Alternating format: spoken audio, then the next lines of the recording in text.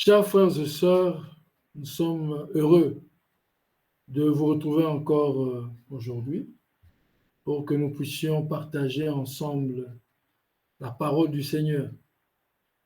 Nous avons vu la fois passée cette étude que nous avons commencée au sujet des deux lois, la bénédiction et la malédiction.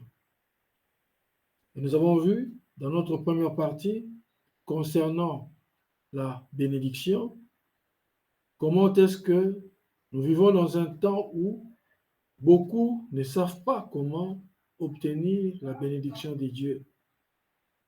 C'est tout le monde qui veut être béni de la part de l'Éternel. Mais comment allez-vous recevoir cette bénédiction?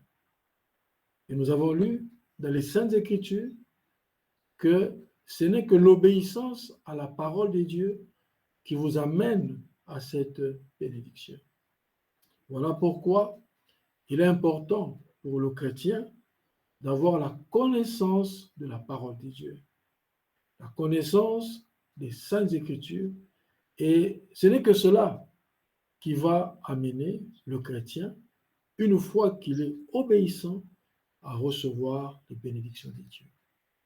Et nous avons résumé la pensée dans l'écriture de Josué au chapitre 1, où le Seigneur dit à Josué qu'il ne puisse pas s'éloigner du livre de la loi, mais qu'il le médite jour et nuit. Une constance dans la lecture, une constance dans la méditation, afin que Josué puisse agir fidèlement selon tout ce qui était écrit. Et qu'en agissant fidèlement selon ce qui est écrit, en d'autres termes, en restant obéissant à la parole de Dieu, alors les bénédictions du Seigneur vont s'en suivre. Ainsi donc, je sais que ce n'est pas facile. En ce temps où les gens aiment le péché, les gens aiment la compromission, les gens aiment le plaisir, il est difficile de se conformer à la parole de Dieu. Mais Jésus a dit, mes brebis entendent ma voix. Et la voix de Dieu, c'est sa parole. Ainsi donc, pour un enfant de Dieu, qu'importe la contrainte, qu'importe la difficulté, il ne peut qu'être obéissant à la parole. Jésus a dit, le Fils ne fait que ce que le Père lui montre de faire. Ainsi donc, les autres voies qui nous sont présentées par des pasteurs quémandeurs d'argent ne sont que de la séduction pure et simple et de la tromperie. Nous sommes serviteurs de Dieu et nous devons servir Dieu, et Dieu est la parole. Nous avons vu la fois passée que l'expression de la pensée de Dieu, cette expression de Dieu, c'est au travers de sa parole. Ainsi donc, sortez de ces églises ou de ces formations qui n'ont rien à voir avec la Bible, qui n'ont pas de soubassement dans les Saintes Écritures, car un jour, ça sera trop tard. Alors, aujourd'hui, nous abordons l'autre aspect de la question, les malédictions. Nous allons voir qu'est-ce qui amène les malédictions, mais aussi, dans notre prochaine présentation, comment sortir des malédictions. D'abord, une notion importante dans Romains 6, 23, car le salaire du péché, c'est la mort. Quand nous péchons, le salaire ou le fruit de notre péché, c'est la mort. Et dans 1 Jean 3, 4, il est dit, quiconque pêche transgresse la loi, et le péché est la transgression de la loi. Pourquoi ces deux écritures à l'introduction? Nous retenons que le salaire du péché, c'est la mort. Mais c'est quoi le péché? C'est la transgression de la loi. La transgression de la parole de Dieu. Et déjà à ce niveau, nous pouvons comprendre comment les deux lois fonctionnent. Dans la première, nous avons vu que c'est l'obéissance à Dieu, l'obéissance à ses commandements qui procure la bénédiction. Et maintenant, nous voyons que le contraire ou l'inverse, la transgression ou encore la désobéissance à la même loi va apporter la malédiction.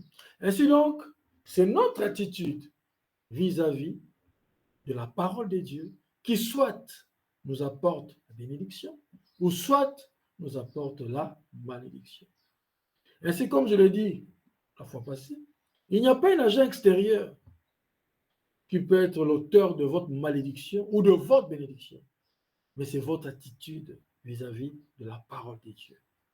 Ainsi donc, ceci nous amène à placer le croyant dans un état de confiance, dans un état de relation personnelle avec Dieu. Il n'y a que de la place pour deux personnes, vous et le Seigneur. Il n'y a pas un troisième, pas de place pour le pasteur ou l'apôtre ou qui que ce soit. Il n'y a que vous et le Seigneur. Et le serviteur de Dieu, il a comme mission, en tant que représentant de Dieu, de vous présenter cette parole qui est Dieu et de vous mettre en contact avec cette parole pour que vous y développez par la suite une relation personnelle entre vous et Dieu. Et Dieu est la parole. Voilà un peu comment se résument les deux lois. D'un côté, la bénédiction, de l'autre côté, la malédiction. Mais le tout dépend de votre attitude vis-à-vis de la parole de Dieu. Alors, entrons maintenant dans la matière pendant quelques minutes. Nous aimons que nos vidéos soient courtes pour que vous ayez le temps de mûrir le peu que nous vous donnons. Deutéronome 28, 15 dit ceci. Mais si tu n'obéis point à la voix de l'Éternel, ton Dieu, si tu n'observes pas et ne mets pas en pratique tous ces commandements et toutes ces lois que je te prescris aujourd'hui, voici toutes les malédictions qui viendront sur toi et qui seront ton partage. Tu seras maudit dans la ville et tu seras maudit dans les champs. Et si vous prenez le tome 28 que nous avons lu, vous mettez les deux écritures, vous allez voir que c'est juste deux pensées opposées. L'obéissance qui amène à la bénédiction, la désobéissance qui amène à la malédiction. Voilà pourquoi il est important pour le chrétien de connaître les Saintes Écritures, de connaître la parole de Dieu et d'agir selon cette parole pour attirer sur lui les bénédictions du Seigneur. Sinon, c'est l'inverse qui va venir, inévitablement. Voilà pourquoi dans Samuel 15, 22, il dit, Samuel dit, l'Éternel trouve-t-il du plaisir dans les holocaustes et les sacrifices, comme dans l'obéissance à la voix de l'Éternel? Voici, l'obéissance vaut mieux que les sacrifices, et l'observation de sa parole vaut mieux que la graisse des béliers. Pourquoi? Parce que Dieu avait dit à Samuel, avait dit à Saoul, parce que là Samuel s'adresse à Saoul, allez, combattez, détruisez, et tout, et qu'il n'y ait pas de vivant. Mais Saoul a écouté la voix du peuple, lui disant, mais non, écoute Saoul, on peut quand même réserver quelque chose par rapport au bétail, mais plutôt par rapport à notre manger. Donc, gardons quelques bétails. Et quand Samuel arrive, il entend la voix du bétail. Il dit, mais qu'est-ce que j'entends? Mais non, les soldats ont dit que à cause de la faim, on peut avoir quelques bêtes pour manger. Voilà pourquoi Samuel interpelle et dit, l'obéissance vaut mieux que le sacrifice. Et l'observation de sa parole vaut mieux que la graisse des béliers. Car la désobéissance est aussi coupable que la divination, et la résistance n'est moins que l'idolâtrie. Et il a continué, il a dit, et il était rapide. Puisque tu as rejeté la parole de l'Éternel, il te rejette aussi comme roi. Voilà comment la désobéissance de Saoul à la parole du Seigneur lui a amené une malédiction, un rejet de la part de Dieu. C'est ainsi que dans Ésaïe 59, 1 nous dit ceci. Non, la main de l'Éternel n'est pas trop courte pour sauver, ni son oreille trop dure pour entendre. En d'autres termes, le Seigneur est toujours disponible pour venir en aide à son peuple. Oh, c'est fantastique. Il est prêt à intervenir quand tu cries. Il est prêt à agir quand tu es agressé. Mais, le verset 2 dit, mais ce sont vos crimes qui mettent une séparation entre vous et votre Dieu. Voilà la chose qui affaiblit notre force. Voilà la chose qui ne nous permet pas d'accéder à la bénédiction de Dieu. Mais qui fait que le contraire arrive? La malédiction. Ce sont vos crimes qui mettent une séparation entre vous et votre Dieu. Je sais que c'est une matière que bon nombre de gens n'aiment pas aujourd'hui. Quand on parle du péché, c'est tout le monde qui ne veut pas entendre parler. Mais c'est ça le remède. C'est ça, la quinine que vous devez prendre. Quand vous prenez la quinine, elle vous rend plus malade. Vous le savez. Mais après, c'est le soulagement. C'est la guérison qui s'opère. Acceptez cette pilule que je vous transmets aujourd'hui, que je vous donne. Prenez-la. Elle est certes amère, mais elle va vous guérir. Sa main n'est pas trop courte pour sauver. Son oreille, Dieu n'est pas sourd d'oreille. Non, monsieur, il entend les prières. Mais ce sont nos crimes qui mettent une séparation entre nous et lui. Ce sont vos péchés qui vous cachent sa face et l'empêchent de vous écouter. Est-ce que ce n'est pas clair? La Bible parle. Nous crions de foi. Nous pleurons et nous jeûnons même. Jeûne d'une semaine, jeûne de 2 semaines. Ce n'est pas mal, mon frère. Ce n'est pas mal, ma soeur. Mais est-ce que tu as examiné ta vie pour voir s'il n'y a pas dans ton cœur des péchés qui te cachent sa face? Tu n'as pas examiné pour voir s'il y a des crimes qui ont causé une séparation entre toi et Dieu? Voilà pourquoi nous sommes interpellés aujourd'hui. La malédiction. Pourquoi arrive-t-elle? C'est quand l'homme pêche contre Dieu. Nous avons pris les biens d'autrui et nous avons avec nourri nos familles. Et la maladie vient. On se demande, mais pourquoi cette maladie? Mais pourquoi nous prions? Il n'y a pas de guérison. On nous a appliqué l'huile d'onction. Mais pourquoi les choses ne marchent pas? Mais il y a un crime qui a été commis, qui a séparé ta personne à Dieu. Voilà pourquoi sa main n'arrive pas à te sauver. Voilà pourquoi ses oreilles n'arrivent pas à entendre tes prières. Oui, il faut que tu sois conscient de ce crime. Il faut que tu sois conscient de cette transgression de ta part pour que le Seigneur revienne de sa colère, comme nous allons le voir plus tard. Parce que nous ne parlerons pas seulement de la malédiction, nous devons aussi démontrer comment sortir de cette malédiction. Oui, comment en sortir? Matthieu 5, 23 dit, si donc tu présentes ton offrande dans l'autel, et que là tu te souviennes que ton frère a quelque chose contre toi, laisse là ton offrande devant l'autel et va d'abord te réconcilier avec ton frère. Puis, viens présenter ton offrande. En d'autres termes, tu viens à Dieu avec un cœur pur. Tu viens à Dieu avec un cœur sincère. Tu viens à Dieu avec un cœur ouvert. Quand il y a une condamnation, quand il y a un péché, quand il y a un problème, Dieu est séparé de toi. Comment le pasteur peut fermer les yeux? Juste prononcer une bénédiction pour quelqu'un qui a des inimitiés, pour quelqu'un qui a un conflit. C'est de la tromperie, c'est de la séduction, c'est du mensonge. Romains 2, 23 nous dit, toi qui t'es fait une gloire de la loi, tu déshonores Dieu par la transgression de la loi. Quand nous désobéissons à Dieu, à sa parole, nous le déshonorons. Alors, si nous l'avons déshonoré, comment pouvons-nous espérer recevoir ces bénédictions? Comment espérer recevoir ces faveurs?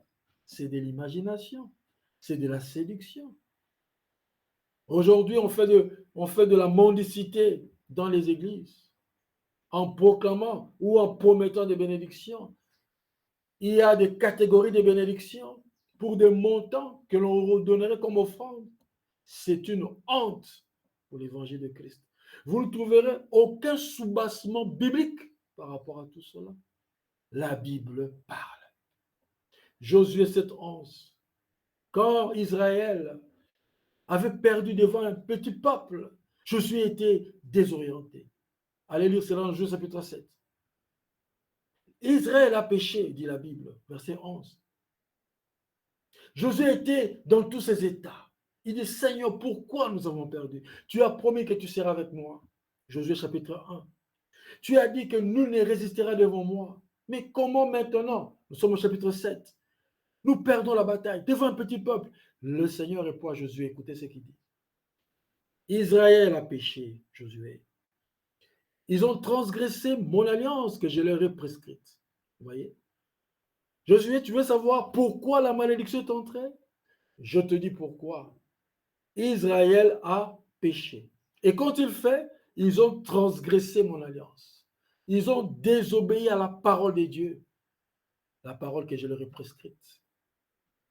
Ils ont pris des choses de vous par interdit. Ils les ont dérobées et ont dissimulé. Ils les ont cachés parmi leurs bagages. Aussi, les enfants d'Israël ne peuvent-ils résister à leurs ennemis? Ils tourneront le dos devant leurs ennemis car ils sont sous l'interdit. En d'autres termes, ils sont maudits. Je ne serai plus avec vous si vous ne détruisez pas l'interdit du milieu de vous. Dieu se retire de son peuple. Pourquoi? À cause de la transgression de l'alliance. La transgression de la parole de Dieu. Quand vous entrez dans un domaine comme ça, les églises se vident. Pourquoi? La prophétie dit, en ce temps, les gens seront amis du plaisir, amis du péché, amis de la compromission. Mais étroite est la porte, resserrez le chemin qui mène à la vie. Et il n'y a que trop peu qui le trouvent. Israël a péché, Josué. Voilà pourquoi je me suis retiré de vous. Voilà pourquoi Dieu se retire de toi. Parce que tu as transgressé sa loi. Et tout devient noir. Tout devient sombre. Alors, examine-toi, tout simplement.